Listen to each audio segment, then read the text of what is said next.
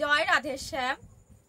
ওম বিষ্ণুপাদায় কৃষ্ণপৃষ্ঠায় ভূতলে শ্রীমতে ভক্তি বেদান্ত স্বামিনীতে নামিনে নমস্তুতে সরস্বত দেবী গৌরবাণী প্রচারিণে নির্বিশেষ শূন্যবাদী পার্শ্বত দেশতারিণে। ভক্তমণ্ডলী, ভক্তিমতী মায়েদের চরণে আমার দণ্ডবাদ প্রণাম। আজকের আমাদের আলোচ্য বিষয়, আমাদের চ্যানেলের নাম কেন রাধাকুণ্ডু, শ্যামকুণ্ডু এবং গিরি গোবর্ধন হলো। তাই আজকের বিষয় আমরা আলোচনা করব এই তিনটি বিষয় নিয়ে। আপনারা কৃপাপূর্বক দেখবেন। তো ভগবান শ্রীকৃষ্ণ যখন দাপরে আসেননি, তার কিছুদিন আগে শ্রীমতী রাধা রানীর সাথে তিনি বিহার করছিলেন। কোথায়? গোলক বৈকুণ্ঠ ধাম, সেই বৃন্দাবন। তখন এই বৃন্দাবন আর সেই বৃন্দাবন, মা বুঝেছেন কথাটা? আমরা জানতে পারবো এই ভিডিওর মাধ্যমে যে গোলক বৈকুণ্ঠ ধাম আমরা সবাই জানি পৃথিবীর থেকেও শ্রেষ্ঠ সেই গোলক বৃন্দাবন ধাম, বৈকুণ্ঠ ধাম। সেখানে রাধা রানীর সাথে কথা হচ্ছিল ভগবান শ্রীকৃষ্ণের। বলছে, রাধা রানী, আমি যেমন দাপরে লীলা করতে যাব, তোমাকেও যেতে হবে সেখানে। তখন রাধা রানী বলছে, না, আমি যাব না। কেন যাব না জানো? ভগবান বললেন, কেন? সেখানে তো যমুনা নেই, সেখানে তো বৃন্দাবন নেই, সেখানে তো গিরি গোবর্ধন নেই, সেখানে তো কোনো কিছুই নেই। কেন আমি যাব? আমি যাব না। তখন শ্রীকৃষ্ণ ভগবান বললেন, নীলা পুরুষোত্তম, তিনি বলছেন, রাধে, সমস্ত কিছুর বিস্তারিত আমি যেমন তুমি এখানে চাইছো গোলক বৃন্দাবন ধামে আছে, আমি তদ্রূপ আমি সেখানেও তৈরি করব। তখন তিনি কি করলেন? এই যে বৃন্দাবন ধাম তিনি তৈরি করলেন। তাই এখানে ভগবান শ্রীকৃষ্ণের গোপীদের মধ্যে এক গোপী ছিলেন রূপ গোস্বামী মা। রূপ গোস্বামী তিনি কি করলেন? তেনার গ্রন্থে রচনা করলেন যে পৃথিবীর সর্বশ্রেষ্ঠ জায়গা হচ্ছে গোলক বৃন্দাবন ধাম, বৈকুণ্ঠ ধাম। সেখান থেকে অধিকতর শ্রেষ্ঠ কি জানেন? সেটা হচ্ছে দ্বারকা নগরী। তারপরে বলা হয়েছে অযোধ্যা নগরী, হ্যাঁ, তারপরে মথুরা। কেননা যে ভগবান শ্রীকৃষ্ণ সেই বৈকুণ্ঠ ধামে কিন্তু মানে তিনি জন্মগ্রহণ করেননি, তাই না? কিন্তু আমরা তো জেনেছি যে না, তিনি বসুদেবের ঘরে মথুরায় মামার সেই কারাগারে তিনি আবির্ভূত হয়েছিলেন, তাই না? তাই ভগবান যেখানে আবির্ভূত হয় সেই জায়গাটা কত মাধুর্যপূর্ণ হয়। তাহলে সেই বলছে সর্বশ্রেষ্ঠ কি? অযোধ্যা নগরী, তারপরে দ্বারকা নগরী, তারপরে যদি কোনো শ্রেষ্ঠ জায়গা থেকে থাকে সেটা হচ্ছে এই মথুরা নগরী। আর মথুরার থেকেও যদি কোনো শ্রেষ্ঠ জায়গা থেকে থাকে তাহলে সেটা হচ্ছে বৃন্দাবন। আর বৃন্দাবনের থেকেও যদি কোনো শ্রেষ্ঠ জায়গা থেকে থাকে সেটা হচ্ছে কোথায়? শ্যামকুণ্ডু এবং রাধাকুণ্ডু। আর রাধাকুণ্ডু শ্যামকুণ্ডুর থেকে অধিকতর শ্রেষ্ঠ জায়গা কোথায়? গিরি গোবর্ধন। ভগবান শ্রীকৃষ্ণ তার গোপিকা গান নিয়ে, বালক নিয়ে, মানে তার বন্ধু সখাবিন্দুকে নিয়ে, রাধা রানীকে নিয়ে নানান লীলা করেছেন এই গোবর্ধন। গোবর্ধন ভগবানের একটা অঙ্গ, ভগবানের হৃদয়। তাই আজকের বিস্তারিত কথা আমরা বলবো এই রাধাকুণ্ডু, শ্যামকুণ্ডু এবং গিরি গোবর্ধনকে নিয়ে। তাহলে আজকে আমরা শুরু করছি। আপনারা মন দিয়ে শ্রবণ করুন বা দর্শন করুন। তাহলে এই যে রাধাকুণ্ডু, শ্যামকুণ্ডু কি করে আমাদের পৃথিবীতে আবির্ভূত হতো? বৃন্দাবন ধামে, তাই না? তাহলে ভগবান শ্রীকৃষ্ণ কি করছিলেন? একদিন গোবর্ধন পর্বতে বসে তিনি আনন্দের সহিত বিরাজ করছিলেন। তখন এমতো অবস্থায় বৃন্দাবন বাসিন্দারা তাদের চেঁচামেচি, হট্টগোল শোনা গেল। কি হলো? যে মাঝে মধ্যেই তো আসতো, মা আপনারা সবাই মহাভারত আর এই ভগবানের নীলামৃত পান মানে শুনেছেন। তাহলে সেখানে ভগবানের মামাকে কংস মহারাজ, মথুরাপতি কংস, তিনি কি করতেন? মাঝে মাঝে জানতে পারলেন যখন যে এই ব্রজধামে আছে, মানে তার ধ্বংসবশেষ, মানে আমার ভগবান শ্রীকৃষ্ণই একমাত্র পারবেন তাকে বধ করতে, তাই না? যে তার বোন দৈবকী গর্ভজাতক সন্তান আস্তে আস্তে করে বেড়ে উঠেছে ওই ব্রতধামে। আর জানতেও পারলেন নন্দ মহারাজের আলয়ে। তাহলে মা বুঝতে পেরেছেন সেদিন থেকে কি হলো, যে প্রত্যেকটা পদক্ষেপে, প্রত্যেকটা রাত গেলে দিন আসে, দিন গেলে রাত আসে, আর প্রত্যেকটা দিনে তিনি এক একটা ভয়ঙ্কর ভয়ঙ্কর অসুর দৈত্যকে পাঠাতেন। আপনারা সব নাম শুনেছেন, অকাসুর, বকাসুর, হ্যাঁ, পুতনা। তারপরে এখন আবার সেদিন পাঠালেন কি, গাভীরূপী এক অসুর, তার নাম কি, অষ্টাসুর।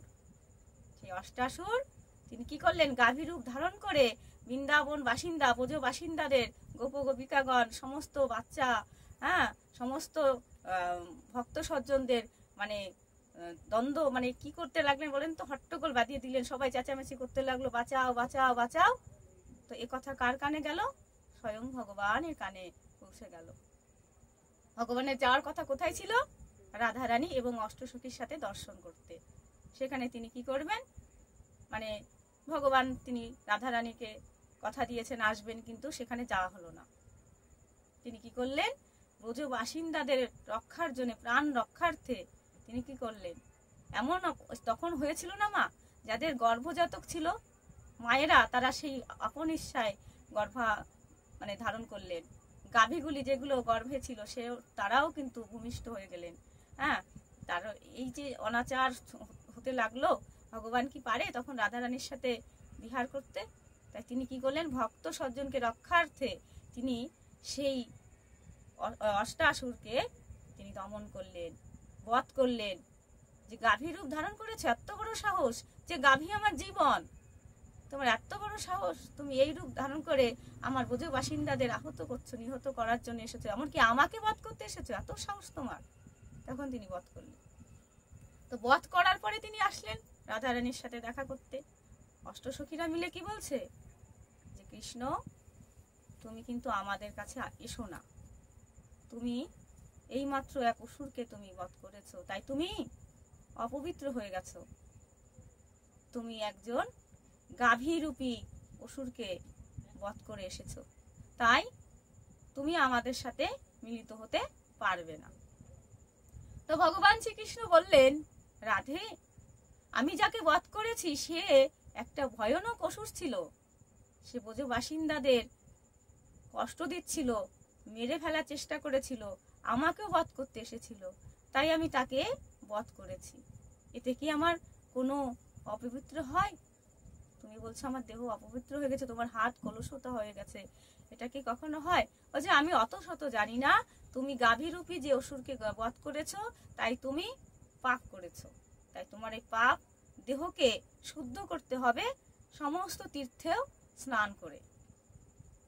তখন ভগবান শ্রীকৃষ্ণ বললেন, ঠিক আছে তাই। তখন তিনি কি করলেন, ওই গোবর্ধনের কাছাকাছি ভগবান অন্তর্যামী, তিনি বিশ্ব ব্রহ্মাণ্ডের মালিক, তার কথায়, তার আজ্ঞায় একটা গাছের পাতা নড়ে মা। আর আমাদের পৃথিবীতে যত রাজা মহারাজা আছি না কেন, নিজের ইচ্ছায় কিচ্ছু হয় না। তিনি যদি কৃপা না করে তাহলে আমাদের কথা বলার মেশিনটাও বন্ধ হয়ে যাবে, আনন্দময় জীবনটাও বন্ধ হয়ে যাবে, তাই না? তাহলে ভগবান তিনি কি করলেন, তিনি করলেন কি, সমস্ত তীর্থস্থানকে তিনি কি করলেন, প্রার্থনা করলেন, সবাইকে ডেকে আনলেন। তিনি কি করলেন, ভগবান শ্রীকৃষ্ণের পায়ের গোড়ালি দিয়ে তিনি তখনই সে রাধা হরে কৃষ্ণ, তখন তিনি কি করলেন, শ্যামকুণ্ড প্রতিষ্ঠা করলেন। পৃথিবীর সর্বতীর্থস্থানে যত যত যত তীর্থের ফল আর কি, মানে যত জলাশয় সরোবর ছিল না, সমস্ত কিছু কিন্তু সেই আমার গোবিন্দের যে পায়ের গোড়ালিতে তিনি সৃষ্টি করলেন রাধা শ্যামকুণ্ড, সেই শ্যামকুণ্ডে তারা মিলিত হলেন। তারপরে সমস্ত তীর্থের সরোবর ভগবানকে দর্শন পেয়ে তারা খুশি। তারা কে কে ছিল মা, কোন কোন ভারতের পবিত্র নদীগুলো কি, গঙ্গে চ যমুনে চ গোদাবরী সরস্বতী নর্মদে সিন্ধু কাবেরী জলেস্মিন সন্নিধিং কুরু, মানে গঙ্গা যমুনা সরস্বতী নর্মদা সিন্ধু কাবেরী গোদাবরী সমস্ত নদী কিন্তু সেখানে ভারতের পবিত্র নদী, পৃথিবীর যত পবিত্র নদী সব একত্রিত হয়েছে মা। তাহলে ওখানে কত ভালো কিছু আছে না, বৃন্দাবনে যারা যাননি, যারা গেছেন তারাই তো অনুভব করেছেন। আর মা আমাদের এই ভিডিওর মাধ্যম দিয়েও কিন্তু ভক্তি কৃপা হবে। আমরা যদি এই নীলা মন দিয়ে শ্রবণ বা দর্শন করি, কিন্তু মা মনে করবেন গোবিন্দ তাতেই খুশি। ওমা, আমরা বৃন্দাবন নাই যেতে পারি, অর্থের মানে জন্য যেতে পারি না, বা কখনো আমাদের একটা গাইড কন্ট্রোলের জন্য আমরা যেতে পারি না, তাই না? যাই হোক, তো আমাদের এইটা হচ্ছে শ্যামকুণ্ডুর বর্ণনা পেলেন। এইবার ভগবান কি করলেন, ওখানে স্নান সেরে তিনি কি, ভগবান তো পবিত্র মা, ভগবানের দেহ কখনো অপবিত্র হয় না, এটা হয়তো একটা শিক্ষণীয় বিষয় না? তাই কি করলেন, ভগবান রাধার কাছে গেলেন, রাধা রানীর কাছে গেলেন, তারপরে বললেন, রাধে আমি তো পবিত্র হয়ে এসেছি, কিন্তু তোমাকেও বলছি, তোমাদের সখীদেরও বলছি, তোমরা কোনোদিনও ব্রহ্ম পূজা করনি, তোমরা জানো না কি করে করতে হয়। তাই আমি তো তোমাদের সাথে এখন মিলিত হব না, তোমাদের সাথে এখন সঙ্গ দেব না। হ্যাঁ, তাহলে তোমাদেরও কিন্তু এরকম একটা কিছু করো আমার সরোবরের ন্যায়, তাহলেই কিন্তু তোমরা পবিত্র হবে। মানে তোমরা তো কোনোদিন ব্রহ্ম পূজা করনি, তার জন্য তোমাদের এর জন্য এটা করতে হবে। রাধারানী অষ্টসখীরা মিলে কি করলেন, আচ্ছা তাই আমরা করব। তাহলে সেই রাধারানী অষ্টসখীদের নিয়ে তিনি স্বয়ং ভগবানের সহযোগিতায় তিনি কি করলেন, রাধা কুণ্ডু, সেই রাধা কুণ্ডুটা কি হলো মা, শ্যাম সুন্দরের থেকেও এতটা সুন্দর, এতটাই সুন্দর মা, রাধা রানীর থেকে তো পৃথিবীতে কিচ্ছু নেই। রাধা রানীর হাতের কোনো কাজ বা নিজের কষ্টের ফল, বা রাধা রানী গোপীগণেদের নিয়ে কত কষ্ট করে সেটা করেছে বলেন তো। তাহলে সেটা আপনারা যারা গেছেন আর যারা যাবেন, অবশ্যই রাধাকুণ্ড শ্যামকুণ্ডে স্নান করবেন ওমা। তাহলে কি হবে জানেন, আমাদের ভক্তি সঞ্চয় হবে, রাধা রানীর কৃপা হবে, তাই না? তাই এখন কি হলো, রাধা রানী স্নান করলেন ওই পবিত্র সরোবরে, স্নান করে এসে রাধা কৃষ্ণ এখন বলছেন, ভগবান শ্রীকৃষ্ণ বলছেন যে এই রাধা কুণ্ডে স্নান করবে তার অচিরেই ভক্তি লাভ হবে, রাধা রানীর কৃপা হবে, এবং আমার ভগবান বলছেন আমার অতি পছন্দের বা আমার প্রিয় ভক্ত হয়ে এসে থাকবে পৃথিবীতে। হ্যাঁ, আর রাধা রানী এদিকে কি বললেন, যে ভক্ত সজ্জন এই বৃন্দাবন ধামে, ব্রজধামে তীর্থস্থান করতে আসবে, তারা অবশ্যই রাধা কুণ্ড তো স্নান করবেই, আমার শ্যাম সুন্দরের কুণ্ডে যে স্নান করবে তার অচিরেই রাধা রানীর মানে ভক্তি, রাধা রানীর কৃপা সে পেয়ে যাবে। হ্যাঁ, তাহলে মা আমরা যেমন রাধা কুণ্ড শ্যামকুণ্ডতে স্নান করে পবিত্র হব, তাই না? কিন্তু ও মা, সর্বোপরি কথা কি জানেন, এই রাধা কুণ্ড এবং শ্যামকুণ্ডতে যারা যাবেন, আমরা তো সবসময় ভাবি পাপ নির্বারণ করবো কি করে, না ও মা? অবশ্যই নিজে শুদ্ধ হয়ে, নিজে পবিত্র হয়ে কিন্তু ওখানে যেতে হবে। আমরা পবিত্র সরোবরে স্নান করে তো আমাদের পাপ মোচন করবো, তাই জন্যই আমরা অনেকেই ভাবি, কিন্তু না, আমরা প্রকৃত শুদ্ধ ভক্ত হয়েই কিন্তু সেই সরোবরে স্নান করব আর গোবিন্দ আর রাধা রানীর কৃপা পাবো।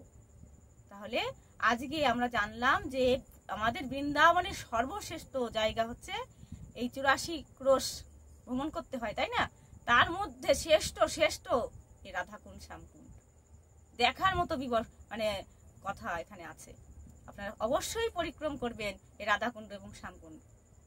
তাহলে আমরা এখন এখানে রাধাকুণ্ড শ্যামকুণ্ডর বর্ণনা বা আবির্ভাব তিথি আমরা এখানে বিশ্রাম রেখে এখন আমরা শ্রী গিরিরাজ গোবর্ধনের আবির্ভাব তিথি এবং মাহাত্ম্য নিয়ে আলোচনা করব। আপনারা কৃপা করে এই ভিডিওটি দেখবেন। তাহলে এক সময় এই গিরি গোবর্ধন ছিলেন কোথায়, শালমণি পর্বতে। সেখানে তার পিতা ছিল কে, তার পিতার নাম দ্রোণ। হ্যাঁ, তাহলে তিনি আস্তে আস্তে করে বেড়ে উঠছিলেন। এমতো অবস্থায় ব্রহ্মার পুত্র নাম কি জানেন, পুলস্ত্য মুনি। এই পুলস্ত্য মুনি কি করলেন, তিনি থাকতেন কোথায়, বারাণসীতে। এখন সেখানকার নাম হচ্ছে বেনারস। সে বারাণসী থেকে তিনি ভ্রমণ করতে করতে আসলেন, এসে না দেখতে পেলেন যে এই গিরি মহারাজের আবার কি হলো। তখন তিনি গিরি মহারাজ ছিলেন না মা, তার নাম ছিল গোবর্ধন। সে গোবর্ধনকে পৃথিবীর যেমন যত পর্বত আছে, সুমেরু পর্বত, বিন্ধ্য পর্বত, হ্যাঁ, হিমালয় পর্বত, সর্বশ্রেষ্ঠ পর্বতের থেকেও সুন্দর তো এই গোবর্ধন। তাই তার কি হলো, যখন আস্তে আস্তে করে বড় হলো তিনি তাকে কি হলো, সবাই মিলে তাতে অভিষেক করানো হলো। অভিষেক করানোর পরে তাকে রাজা বলে স্বীকৃতি দেওয়া হলো। সবার থেকে তিনি বড়, সবার থেকে তিনি সুন্দর। হ্যাঁ, তাই সবাই মিলে তাকে রাজ সিংহাসনে, মানে যেমন করে রাজ সিংহাসনে বসানো হয়, তদ্রূপ বলা হলো পৃথিবীতে সমস্ত পর্বতের সর্বশ্রেষ্ঠ পর্বত এই গিরি গোবর্ধন। তাহলে সব পৃথিবীর সবাই জানতে পারলো এই কাহিনী। তাহলে ব্রহ্মার পুত্রকে এই পুলস্ত্য মুনি, তিনিও জানতে পারলেন। তাই তিনি আনন্দের সহিত সেই আমার গোবর্ধন পর্বতকে দর্শন করতে আসলেন। এসে কি করলেন, তার পিতা দ্রোণ, সেই দ্রোণকে বলছেন, হে প্রভু, আমি আপনার সন্তানের প্রতি খুবই আকৃষ্ট।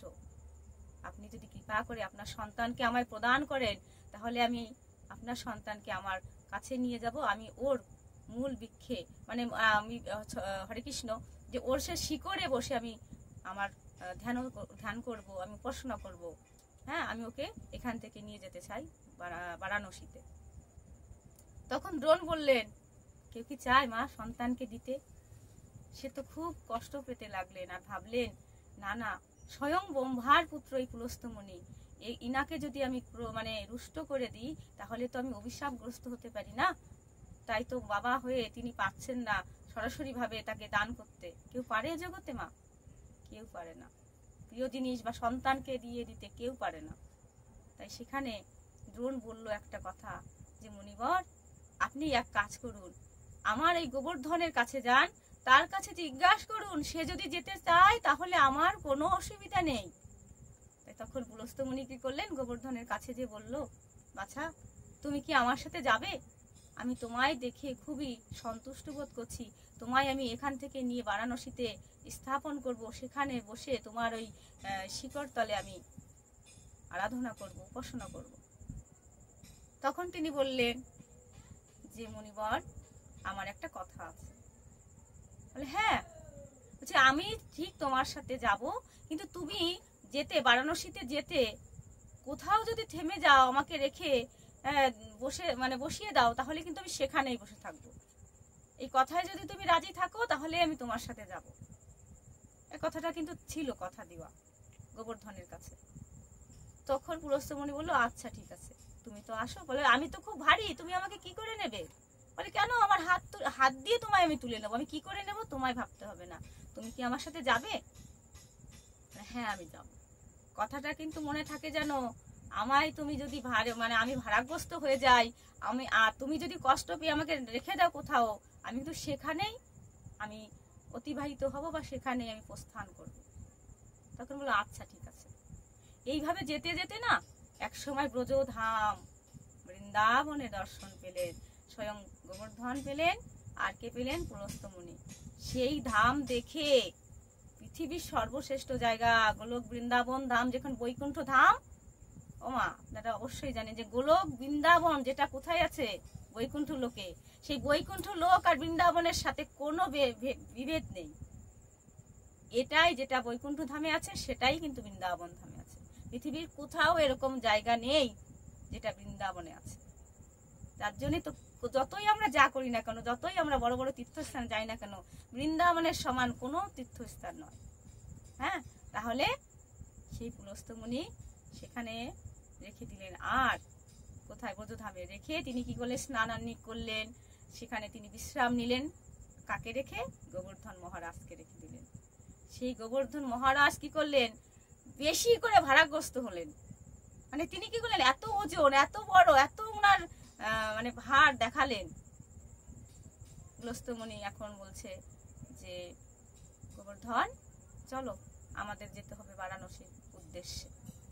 তখন বলছে, হে প্রভু, তোমার কি মনে আছে আমি বলেছিলাম যে তুমি যদি আমায় কোথাও রেখে দাও, সেই স্থান থেকে আমি আর নড়বো না, সেখানেই আমি সারা জীবনের মতো বসবাস করব। তাহলে তোমার মনে নেই কেন? পুলস্ত্য মুনি বলছে, আমার ভুল হয়ে গেছে বাচ্চা, তুমি চলো আমার সাথে, বিলম্ব করো না। পুলস্ত্য মুনি বারবার করে অনুরোধ করছে, বিনয় করছে। তখন গোবর্ধন বলছে, না, আমি যাব না। আমি এই ব্রজধাম আমার খুব পছন্দ জায়গা, এই জায়গায় আমি থাকতে চাই, এই পুণ্যভূমিতে আমি থাকতে চাই। বারবার করে থাকতে চাইছে, আর পুলস্ত্য মুনি নিতে চাইছে। তখন পুলস্ত্য মুনি অভিশাপগ্রস্ত হলেন, দেখো বাছা, আমি তোমায় বারবার করে বলছি, তুমি এখনো চলো, তখন বলছে না, আমি ব্রজধাম ছেড়ে কোথাও যাব না। আর গোবর্ধন তো জানতে পেরেছে এইখানে নীলা সম্বন্ধে, না ও মা, কেউ যদি বৃন্দাবনে যায় তার বাড়ি কখনো আর কেউ আসতে চায় না, এটা বাস্তব। বৃন্দাবনের হাওয়া বাতাস, বৃন্দাবনের সেই ঐশ্বর্যপূর্ণ সমস্ত কিছু সেখানে আছে। স্বয়ং কি আছে, বাকে বিহারী লাল স্বয়ং আছে সেখানে, রাধাকুণ্ড, শ্যামকুণ্ড, তারপরে নিধিবন, প্রেম মন্দির, মানে বিখ্যাত বিখ্যাত 84 যোজন সেইখানে আছে, 84 ক্রোশ ভ্রমণের জায়গা, তাই না? তখন যখন গেলেন না গোবর্ধন, তখন বললেন, দেখো গোবর্ধন, আজ থেকে তোমায় আমি অভিশাপ দিচ্ছি যে তোমার এই রূপ, তোমার এই উচ্চতা, তোমার এই ভারী দেহ আস্তে আস্তে করে নিম্ন পথে যাবে, তুমি আস্তে আস্তে করে তোমার ক্ষয়প্রাপ্ত হবে তুমি। হ্যাঁ, তখন থেকেই কিন্তু এই ক্ষয়টা এখনো যাবেন বৃন্দাবনে পুরোপুরি সেইভাবে তো আর নেই। দিন যাচ্ছে, গোবর্ধন নিচের দিকে প্রবেশ করছে, দিন যাচ্ছে নিচের দিকে প্রবেশ করছে। তথাপিও আমরা এই যে গোবর্ধনের সম্বন্ধে এটুকু জানতে পারলাম। তো এইবার গোবর্ধনের মাহাত্ম্য আমরা আলোচন করবো আপনাদের কাছে, কেননা একটা ভিডিওর মাধ্যমে তো আমরা মানে ভগবান শ্রীকৃষ্ণের লীলা বা গোবিন্দ যেখানে যেখানে লীলা করেছেন সমস্ত আমরা একটা ভিডিওর মাধ্যমে দিতে পারি না। তাই মা, আমরা একটু বলতে চেষ্টা করছি যে গোবর্ধন পর্বত, গিরিরাজ গোবর্ধন, তার মাহাত্ম্য কৃপাপূর্বক আপনারা দেখবেন। তাহলে ভগবান শ্রীকৃষ্ণ এই ছোট্টবেলার লীলা কাহিনী, সেখানে কি হলো মা, এক সময় এই নন্দরাজ সেখানে বড় করে একটা অনুষ্ঠান, যজ্ঞের আয়োজন করলেন। কার উদ্দেশ্যে? দেবরাজ ইন্দ্রের উদ্দেশ্যে। সেখানে সব উপাসনা করার জন্য সামগ্রী, সমস্ত ঘি, মধু, মিষ্টান্ন, নানান উপাধি মানে সরঞ্জাম নিয়ে তারা এই কার্য সম্পাদন করবেন। এমতো অবস্থায় গোপাল ভাবছে যে কি, এটা কি হতে চলেছে, তো পিতার কাছে তো জিজ্ঞাসা করতে হবে। তখন পিতার কাছে এসে বলছে, পিতা, এই যে এত সামগ্রী, এত পূজার সামগ্রী, এত উপাদান, এত কিছু দান সামগ্রী, এই সমস্ত কি কাজে লাগবে? তো পিতা কিন্তু চুপ করে রইলেন। জানেন, আমার সন্তান এই গোপালকে যদি আমি একটা উত্তর দিই তাহলে থামবে না, শুধু প্রশ্ন করবে আর প্রশ্নের উত্তর না নিয়েও ছাড়বে না, তাই না? তাই জন্য উনি বুদ্ধিমান তো, তাই তিনি বসে আছেন, কোনো কথা বলছেন না, চুপ করে আছেন। উপানন্দ আছে, তার কাকা, ভগবান শ্রীকৃষ্ণের কাকা উপানন্দ, গোপগণ, সমস্ত বাসিন্দারা সেখানে আনন্দের সহিত কিন্তু এই অনুষ্ঠানটা করে। এটা কিন্তু কোনো, তারপর ভগবান বলছে, পিতা আপনি কৃপা করে বলুন, আমার খুব জানতে ইচ্ছা করছে। আপনারা সর্বদাই জানেন যে বাচ্চাদের কৌতূহল নিবারণ করতে হয়, আমার খুব ইচ্ছা হয়েছে, আপনি কৃপা করে আমায় বলুন। তখন নন্দ মহারাজ বলছে, বাছা শোনো, এটা আমরা করব দেবরাজ ইন্দ্রের জন্য, এই পুজোটা আমরা যজ্ঞটা করে থাকি। কেন? ইন্দ্ররাজ হচ্ছে আমাদের এই খাদ্য সামগ্রী, যেমন আমাদের কৃষিকাজ, গোপালনের জন্য কৃষিকাজ হলে ঘাস হবে, সেই তৃণপাতা খেয়ে আমাদের গাভীগুলো মানে খিদা নিবারণ করবে। তারপরে আমরা কৃষিকাজ করে ধান চাষ হবে, আমাদের ফসল আদি হবে, এই বিক্রি করে আমাদের ব্যবসা বাণিজ্য আমরা লাভবান হব। হ্যাঁ, এইভাবে তিনি যদি কৃপা করেন, বারবার করে ইন্দ্ররাজের কথা বলা হচ্ছে না, ভগবান এই কাহিনীর মাধ্যমে বুঝাতে চেয়েছে, ইন্দ্ররাজ যখন স্বর্গের রাজা না, ইন্দ্ররাজের মধ্যেও কিন্তু অভিমান এসে গেছিল মা, অভিমান হয়েছিল। তাই ভগবান ওই ইন্দ্রদেবকে শিক্ষা দেওয়ার জন্য কিন্তু এই গোবর্ধনের পূজা তো করেছিল, আপনারা সবাই জানেন কি করে করেছিল, সেটাই বলছি। তাহলে এই গোবর্ধন তিনি পূজনীয় কি করে হলো, সেটাই নিয়ে আমাদের আজকে এখন আমরা বলতে চলেছি। তাহলে ভগবান বারবার করে বলছে, পিতা বারবার করে আপনি বলছেন এই সমস্ত কিছুর অধীশ্বর সেই ইন্দ্রদেব, আপনি কি জানেন না? এই যারা ভগবানের উপাসনা না করে দেবতাদের উপাসনা করে, শ্রীমদ্ ভগবদ গীতায় কি বলেছে, যারা অল্প বুদ্ধি ভয়ঙ্কর মানুষ, হ্যাঁ, তারা কি করেন, তারা কম বুদ্ধি, তাদের অল্প শিক্ষা, অল্প বুদ্ধি, তারা সমস্ত সময় কিন্তু নানান দেব দেবতার উপাসনা করে, তাই না? কিন্তু ভগবান শ্রীকৃষ্ণের উপাসনা যারা করে তাদের কি আর অন্য উপাসনা করা যায়? সেটা কোনো ধর্মে লেখা নেই। গীতায় বলেছেন ভগবান শ্রীকৃষ্ণ যে আমার পুজো করলে আর কোনো পূজার দরকার নেই। হ্যাঁ, তাই ভগবান শ্রীকৃষ্ণ গীতায় তিনি বললেন যে, হে অর্জুন, তুমি জানো যে ভক্ত শ্রদ্ধা সহিত অন্য দেবতার পূজা করে সে না জেনে আমার ভজনা করে। তাহলে বুঝেছেন? তাহলে ভগবান বারবার বোঝাতে চেয়েছেন, কিন্তু কেউ তো জানতেন না যে এই যে নীলা পুরুষোত্তম ভগবান আমাদের এই ব্রজধামে এসেছে। একটু একটু করে বড় হলেন আর বহির্প্রকাশ হলেন। কিন্তু মা সহজে আমরা কি জানতে পারি, আমরা বুঝতে পারি? তখন আমরা এরকমই ছিল আমাদের ভক্ত সজ্জন, বুঝতে পারি মানে তার পিতা মাতাই জানতো না যে ভগবান স্বয়ং তার ঘরে এসেছে। তাহলে তিনি তখন বলছে, বাবা তুমি যে বলছো বৃষ্টির জন্য, বৃষ্টিটা কে দেয়? তাই ইন্দ্রদেব দিচ্ছে? ভগবানের যদি ইচ্ছা না থাকে বৃষ্টি কখনো হয় না। মেঘ, বিদ্যুৎ, সমস্ত কিছু সে ভগবানের ইচ্ছায় হয়। ভগবানটা কে সেটা তো বলছে না। তাই বলছে, বাবা বৃষ্টি তো হলে তোমরা এই চাষবাস করতে পারবে, জমির মানে খরা পোখর হলে মাটি ফেটে যায়, সেই মানে মাটিটাও ঠান্ডা হবে, মানে মাটি থেকে তো জল শেষ করলে আমরা ফসল আদি বানাতে পারবো, তাই তো? ও বাবা, তাহলে সমুদ্রে তো বৃষ্টি হয়, তাহলে সমুদ্রে তো বৃষ্টির কোনো দরকারই নেই, তাহলে সেখানে কেন বৃষ্টি হচ্ছে? সে সমুদ্র তো সমস্ত বৃষ্টি তিনি গ্রাস করে নিচ্ছেন, তাই না? তাহলে এটা বিফলের কথা, এটা কোনো যুক্তিসম্মত নয়। তাই এই পুজো কি কোনো শাস্ত্রে বর্ণনা করা আছে, কোনো বৈদিক শাস্ত্রে আছে, নাকি আপনার কুলগত মানে ব্যাপারে এটা করছেন আপনি? তখন বলছে, হ্যাঁ বাবা, এটা কোনো বৈদিক শাস্ত্রে নেই, কিন্তু এটা আছে আমাদের কুল মানে পরম্পরায়। এটা আমরা পূর্বের থেকে করে আসছি, ইন্দ্রদেবের উপাসনা করে ইন্দ্রদেবকে সন্তুষ্ট বিধানের জন্য আমরা এটা করে থাকি। তখন বলছে যে পিতা এ সমস্ত কিছু দরকার নেই, এ সমস্ত কোনো কিছু দরকার নেই। হ্যাঁ, এই যদি করতে হয় তাহলে আমাদের কার উপাসনা করতে হবে? এই গিরি গোবর্ধনের উপাসনা করতে হবে। কেন? গিরি গোবর্ধনের থেকে আমরা কত কিছু পাচ্ছি, সেখান থেকে চাষবাস করা যায়, সেখানে আমাদের এই গাভীগণ তৃণলতা সেবা পাচ্ছে, আর আমরা গোপ গোপিকাগণ সেখানে বসে কত নীলা কত আনন্দ পায়, আমরা জীবন ধাপন করছি না? সে আমাদের কত ঝর্ণা দিয়ে আমাদের জল দিচ্ছে, তাহলে কত রকম আমাদের সুরক্ষা প্রদান করছে না তিনি? তাহলে তাকেই তো আমাদের এই পুজো করা উচিত।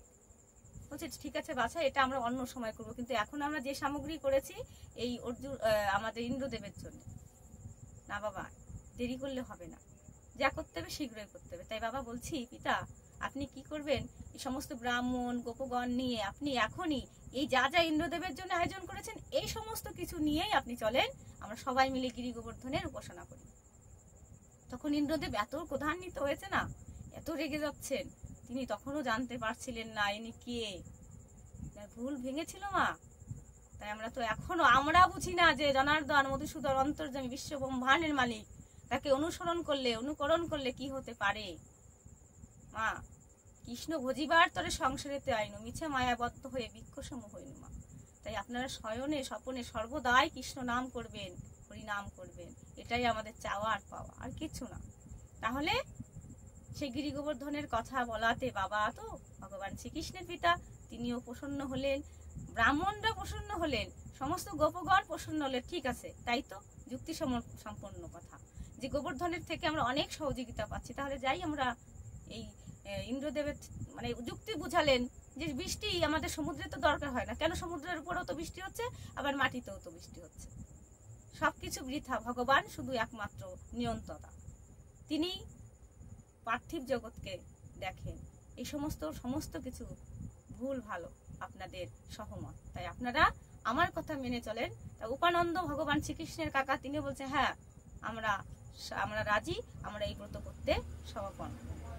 তখন সবাই মিলে গেলেন গোবর্ধন গিরি গোবর্ধনের কাছে। সেখানে তিনি কি করলেন, অন্নকূট, ভগবান শ্রীকৃষ্ণ নয় নিজে অন্নকূট ব্রত করলেন।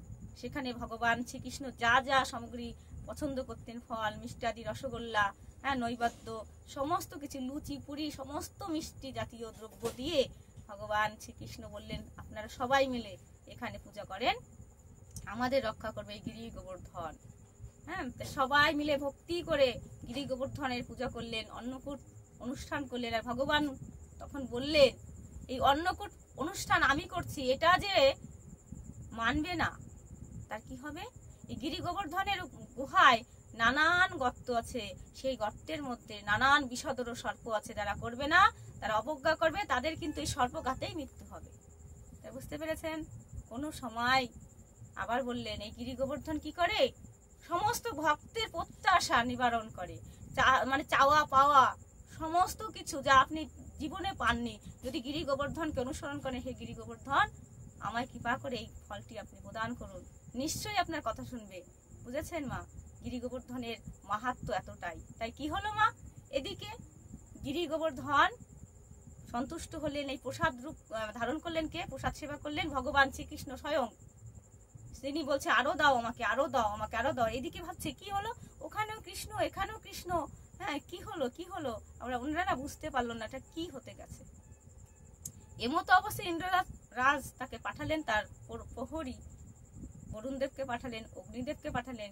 দেখলেন যে ভগবান শ্রীকৃষ্ণ মানে তার ওই ছোট্ট বালকের কথা শুনে তারা না কি করলেন, মানে ইন্দ্রদেব বলছে যাও তো, ব্রজবাসী ভেসে গেল নাকি, কেন কি হলো। এদিকে এ সময় রেগে প্রধান্বিত হয়ে তিনি কি করলেন, বাতাস থেকে শুরু করে এত বৃষ্টি, এত মেঘ, এত বর্জন হ্যাঁ দিতে লাগলেন। এদিকে মানে পুজো করার পরে তারপরে ভগবান শ্রীকৃষ্ণ বললেন, দেখো যাকে তোমরা পুজো করলে সেই গোবর্ধনই পারে আমাদের রক্ষা করতে। তাই চলো ব্রজবাসী, আপনারা সবাই মিলে চলুন, গাভীগণেদের আগে নেন, আপনারা বাচ্চা কাচ্চা সকল ভক্ত সজ্জন আপনারা চলেন, আমরা গোবর্ধনে আশ্রয় নিই, গোবর্ধনই আমাদের একমাত্র রক্ষা করতে পারবে এই দুর্গম পরিস্থিতি থেকে। তারপর কি হলো, তখন তো ভগবান অতি মানে ছোট, তখন বাল্য মানে একেবারে মানে ভগবানের ছোটবেলার কাহিনী না। তখন ভগবান শ্রীকৃষ্ণ কি করলেন মা, দেখেছেন আমাদেরও যত বিপদ আদি যা আসুক না কেন গোবিন্দকে অনুসরণ করবেন, তিনি ছাড়া আমাদের রক্ষক কেউ নেই। তাই আপনারা কি করবেন, ভগবান যেমন আমাদের রক্ষা করেছিলেন তদ্রূপ ব্রজবাসিন্দাদের রক্ষা করেছিলেন। ভগবান শ্রীকৃষ্ণ কি করলেন, তার এই আঙুল দিয়ে, কনিষ্ঠ আঙুল দিয়ে তিনি কি করলেন, 7 দিন 7 রাত, কত বড় ভগবান হলে এটা করতে পারে। তাহলে ভগবান শ্রীকৃষ্ণের উপর বিশ্বাস রাখবে না। তিনি এই গোবর্ধন পর্বত, গিরি গোবর্ধন, তিনি ব্রজবাসিন্দাদের রক্ষা না করলে আজকে আমরা বৃন্দাবনে যেতে পারতাম না, বৃন্দাবনের এই মাধুর্য আমরা দেখতে পারতাম না, নীলা ভগবান হাজার হাজার নীলা করেছে সেগুলো উপলব্ধি করতে পারতাম না। তাহলে আমরা গিরি গোবর্ধনের জয়ের ধ্বনি দেবো, জয় জয় গিরি গোবর্ধন কি জয়। গিরি গোবর্ধনের জয়গান করবেন আপনারা, এই জয়গানে কিন্তু গোবিন্দের কানে চলে যাবে। ভগবান বলেন গিরি গোবর্ধন আর আমার মধ্যে কোনো ভেদ নেই, আমিই হচ্ছে গিরি গোবর্ধন। কেননা তিনি সমস্ত নীলা শ্রীমতী রাধারানীর সাথে, তার সখাগণের সাথে সমস্ত নীলা কিন্তু বেশিরভাগই তিনি সেখানেই পছন্দ করতেন, সেখানেই থাকতেন। হ্যাঁ, তারপরে আমার গিরি গোবর্ধন সন্তুষ্ট হলেন, রক্ষা করলেন। এইভাবে করে এই যে সমস্ত কিছু সেইভাবেই আজও আছে, আর পরবর্তী দিনও থাকবে, চিরজীবী। আমরা যেমন চিরজীবী না, কিন্তু আমার ভগবান তিনি হচ্ছে নিত্য, আমরা হচ্ছে অনিত্য, আমরা আজ আছি কাল নেই, তাই তো। তাই ভগবান আপনাদের সবাইকে ভালো রাখুক, সুস্থ রাখুক। আর আজকের মতো, কেননা এই গিরি গোবর্ধনের মাহাত্ম্য বলে তো শেষ করা যায় না, তা আমাদের ভিডিওটি এখানে আমরা বিশ্রাম রাখছি। ভগবান আপনাদের কৃপা করুক, ভালো থাকবেন, সুস্থ থাকবেন। আর আমাদের এই ভিডিওটি যদি আপনাদের ভালো লেগে থাকে তাহলে লাইক, কমেন্ট, শেয়ার, সাবস্ক্রাইব এবং পাশে থাকা বেল আইকনটি ক্লিক করে দেবেন। রাধে রাধে।